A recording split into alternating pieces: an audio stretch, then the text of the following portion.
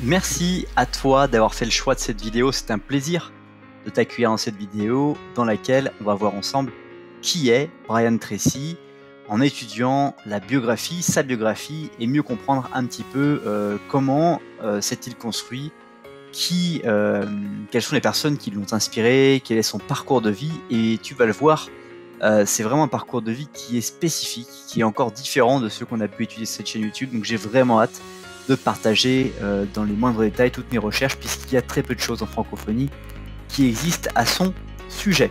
Mais juste avant cela, je t'invite à apprécier cette vidéo pour m'encourager à reproduire ce type de contenu. Et si tu n'es pas encore abonné à la chaîne, à t'y abonner en activant les notifications pour ne pas rater les prochaines vidéos et redécouvrir les vidéos les plus populaires. Alors Brian Tracy, on accède à lui-même, notamment dans le niveau francophone, depuis les livres qu'on peut découvrir à la Fnac ou Amazon, sur Amazon ou à travers d'autres influenceurs. Et ce qui est toujours étonnant, c'est qu'on n'a jamais entendu parler de lui avant de voir ses livres, notamment peut-être Avaler le crapaud ou La confiance en soi, etc., etc. Mais qui est-il vraiment? Comment s'est-il construit? Et surtout, ce qu'on sait beaucoup moins, c'est que c'est une des personnes qui a le plus écrit au cours du XXIe siècle, puisqu'il a écrit pas loin de 70 ouvrages traduits dans plus de 40 langues et qui sont diffusés dans plus de 60 pays. J'ai vraiment voulu te rassembler un maximum d'informations. Donc déjà, c'est une personne qui, il faut le dire, est issue d'une famille très pauvre. C'est toujours régulièrement une caractéristique des personnes qui ont vraiment bien réussi. Au moment où j'enregistre cette vidéo en 2020, Brian Tracy, il a 76 ans. Donc on peut dire que sa réussite, elle est quand même derrière lui, et son travail, son effort, son travail acharné, son effort quotidien qu'il a pu réaliser ont construit cette personne qui est aujourd'hui là. Donc il est passé de cette personne appartenant à une famille pauvre à des postes de président directeur général de 3 sociétés qui font plusieurs millions de dollars de chiffre d'affaires aux États-Unis. Et donc il voyage notamment beaucoup à travers l'Europe et le Pacifique pour partager les messages simples, le message simple qui est le suivant: je crois qu'en apprenant et en appliquant ce que vous avez appris, vous pouvez résoudre n'importe quel problème, surmonter n'importe quel obstacle et atteindre n'importe quel objectif que vous vous fixez. Il parle 4 langues et dans son idée, il est vraiment possible de pouvoir avancer dans sa vie, mais pour cela, comme tu as pu le comprendre à travers cette citation, il est nécessaire d'apprendre et d'appliquer. Lire et appliquer, c'est quelque chose qui revient régulièrement. Beaucoup de personnes veulent beaucoup lire de livres en développement personnel parce qu'ils vont s'inspirer de Warren Buffett qui explique lire 2 à 4 heures par jour.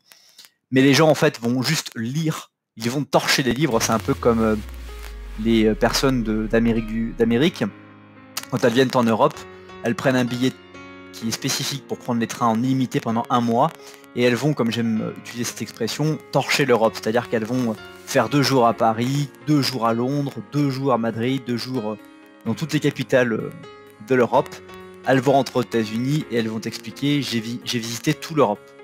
Donc c'est pas du tout l'idée quand tu lis un livre par exemple d'avoir cette recours au fait de torcher. Si vraiment un livre t'intéresse, tu as le droit de l'étudier. Et c'est ça la différence entre uniquement lire un livre et étudier un livre. Lire un livre, c'est que tu vas le lire, tu vas le poser, tu vas le lire dans une vitesse assez rapide, tu vas le poser et il va pas rester grand chose. Étudier un livre, tu vas le reprendre, tu vas l'annoter, tu vas écrire dans les pages de ton livre directement, et tu vas éventuellement en parler à d'autres personnes et même surtout l'appliquer avec les concepts qui sont proposés. C'est clairement là où est très fort Brian Tracy, là dans lequel il excelle, c'est l'application de ce qu'il apprend.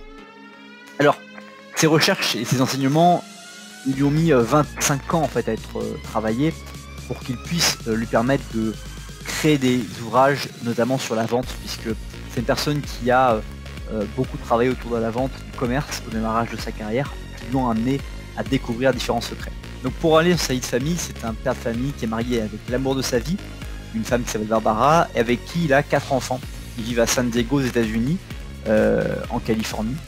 Et vraiment sa vie, c'est le témoignage d'une philosophie personnelle. Donc dans ses premières années, en 1944, il faut savoir qu'il naît au Canada, à Vancouver, et son père ne pouvait pas travailler régulièrement. Donc lui et ses 3 frères, ils ont eu l'habitude de porter des vêtements de charité, de posséder peu de luxe, et ses parents étaient vraiment des citoyens qui étaient honnêtes, d'après ce qu'il raconte, avec une moralité très élevée, mais ils avaient également un mantra que certainement beaucoup de familles connaissent: nous ne pouvons pas nous permettre, nous n'avons pas d'argent. Et donc, ils ont tous lutté, sa famille et lui, au fil des ans, par rapport à cette pensée, cette croyance limitante que leur vie ne pouvait pas être meilleure que celle qu'ils avaient. Donc il a abandonné l'école très tôt, il a commencé très vite en fait une vie de travail dur et physiquement exigeant, jusqu'à ce qu'il a commencé à voyager dans la vingtaine, ce qui a vraiment façonné sa vie. Tu vas voir que c'est extrêmement intéressant ce qu'il a pu faire.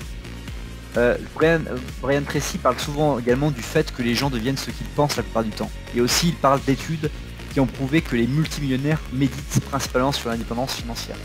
Donc les gens deviennent ce qu'ils pensent la plupart du temps, ça c'est le premier concept. Et l'idée c'est les multimillionnaires méditent principalement sur l'indépendance financière, c'est comment devenir indépendant financièrement. Et quand tu vas intérioriser beaucoup de pensées, tu vas devenir ce que tu penses la plupart du temps. Et si tu réfléchis autour de sujets, pas forcément de l'argent, parce que souvent l'argent c'est sale pour beaucoup de personnes, parce que le système francophone autour de l'argent a cette méfiance, mais tout ça pour dire que il est possible pour toi de pouvoir améliorer ta qualité de vie en pensant à des choses qui vont être positives, et donc tu vas pouvoir devenir positif. Donc dans les voyages autour du monde de 20 ans, Brian Tracy en avait assez de vivre peu et il a commencé à voyager. Donc il a sorti sa voiture du Canada et il a fait le tour de l'Amérique du Nord avant de prendre un bateau pour l'Angleterre. Et de là il a fait du vélo à travers la France, l'Espagne, et ensuite à Gibraltar il est descendu dans le désert du Sahara. Donc ces voyages ça lui a duré 8 ans. Et il a rencontré des milliers de personnes, il a vécu des expériences de mort imminente, comme il dit, à travers des paysages difficiles dans lesquels il est allé. Et c'est dans cette aventure, ces dangers, qu'il a commencé à façonner un petit peu sa philosophie.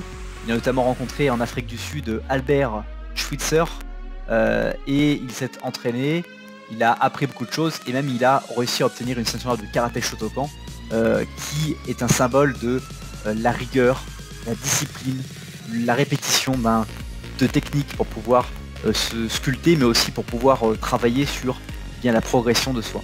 Après avoir vécu 2 ans à Johannesburg, donc la capitale de l'Afrique du Sud, il est parti en voyage un peu plus. Il a brièvement travaillé à Londres, puis a voyagé à travers les régions d'Europe, du Moyen-Orient, pour finalement sortir de l'Inde, et en Malaisie, à Singapour, et s'installer à nouveau 2 ans en Thaïlande. Donc il est resté dans énormément de pays. Il considère qu'au travers de sa vie, il a pu fréquenter, visiter plus de 80 pays. C'est ce qu'il pense. Donc dans sa philosophie, elle est parfois difficile à comprendre pour les personnes qui y accèdent pour la première fois. C'est pour ça que ça demande un effort et que j'essaie de vulgariser en France un peu son travail. L'une de son idée globale sur ce qu'il faut faire, c'est lire, écouter, apprendre continuellement et grandir. Vous pouvez tout apprendre si vous le voulez vraiment. Et depuis 50 ans, en fait, il incarne vraiment cela, puisqu'il lit plus de 3 heures par jour. Il a terminé presque entre 6000 et 7000 livres. Et il dit: ne laissez jamais votre voiture bouger sans vous avoir appris quelque chose. Chaque livre et séminaire imaginable est disponible sur audio. Donc il considère que les temps morts de notre vie sont des choses qui sont dommageables, puisqu'il est vraiment possible en très peu de temps de pouvoir en fait acquérir des connaissances, encore plus maintenant avec l'ère du numérique et du digital. Et donc sa philosophie, il l'a développée quand il était un peu vagabond, et il s'est réveillé un jour, on se rend compte qu'il était vraiment, il s'est rendu compte qu'il était vraiment responsable de sa vie. C'est ce qui l'a amené à travailler sur son parcours en développement personnel. Et là encore, ça va être quelque chose qui va t'intéresser, puisque il était vraiment le seul, il s'est rendu compte qu'il était vraiment le seul à pouvoir se faire un succès ou un échec. Et donc il a commencé à travailler dans la vente, et après avoir interrogé d'autres vendeurs à succès et lire beaucoup d'ouvrages, il a commencé à se fixer des objectifs et à les atteindre. Et l'un de ses objectifs était de devenir le vendeur le plus performant, et il l'a poursuivi sans réserve. Il a appris tout ce qu'il pouvait, il a essayé de nombreuses façons d'aborder les ventes, jusqu'à ce qu'il devienne le directeur des ventes numéro 1. Et après avoir maîtrisé les ventes, il est passé à des professions plus grandes et de meilleure qualité, comme le développement immobilier, la théorie des affaires, le marketing. Et dans toutes les industries qu'il a choisies, il est un peu, en quelque sorte, devenu un expert, puisqu'il a vraiment effectué un travail acharné, et il avait surtout envie de réussir à trouver des solutions et de découvrir des choses qu'il ne connaissait pas auparavant. Au cours des 30 dernières années, il a amassé son apprentissage et a travaillé à la fabrication de systèmes en béton sur ses livres, ses méthodes qu'il a pu essayer de vulgariser. Donc c'est pour ça qu'il a fait ça. Donc aussi il s'est influencé des meilleurs pour apprendre. Au début de sa vingtaine, il a commencé à lire tous les classiques, tous les livres classiques comme Napoleon Hill, Claude Bristol et bien d'autres. Et c'est toujours un lecteur, comme je te le disais, puisqu'il a lu entre 6000 et 7000 livres.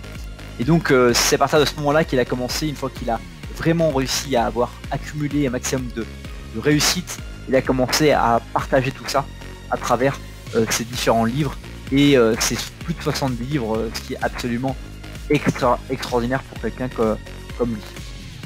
Alors, il fait vraiment partie de la réussite commerciale.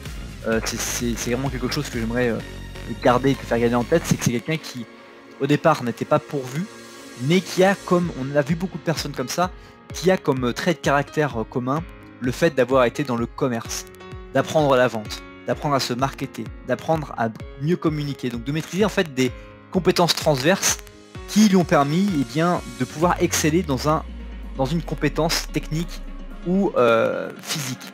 Et c'est ça qui est extrêmement intéressant à comprendre, c'est que les compétences transverses sont un excellent exemple d'un développement personnel. Parce que les compétences techniques, on ne peut pas forcément se rendre compte qu'une personne est plus technique aujourd'hui par rapport à il y a 3 jours, 10 jours, 10 ans.